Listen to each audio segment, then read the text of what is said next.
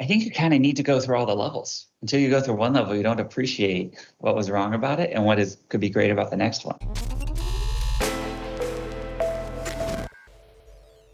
Level 1 is probably where most companies were prior to COVID, where like, if there was a family emergency or someone had to run to, take their kid to the dentist or something, they could hop on a phone call, they could do something.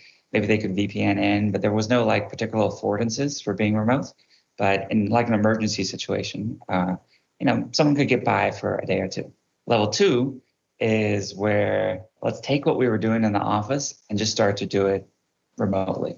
So this is where you go from being in 6 hours a day in a conference room to 6 hours a day on like Zoom or Microsoft Teams. This is usually the part that sucks for everyone. Like when you find that like trying to do the exact same thing doesn't work. And but this is just the interim phase, much the way that anytime there's a new form of media, it kind of copies the old form. So like the first things when we had moving pictures or movies, the first things they did was just like point a camera at a stage and they performed a play. And that was the movie. And that's level 2. Level 3 is where you start to say, okay, we're all on our computers looking at a screen. What does that make better rather than worse? So for example, like maybe we have a meeting, but next to the video, we have our Google Docs and we're taking notes in real time. We're maybe text chatting a lot more, but then we can always click a button and hop on a phone call. We're maybe setting when we want to be interrupted or not interrupted in a way which is harder in the office, but really nice to do when you're mediated by a computer because then you get really long focused work. And finally, level 4 is when you take all that synchronous stuff that you made better and actually make it asynchronous, which I feel like unlocks the most agency and autonomy for people. One thing I love about being asynchronous is that I think it unlocks the power of introverts. People who might have like a ton of wisdom and knowledge in their head, but aren't going to be the people who like speak up and jump in a physical meeting.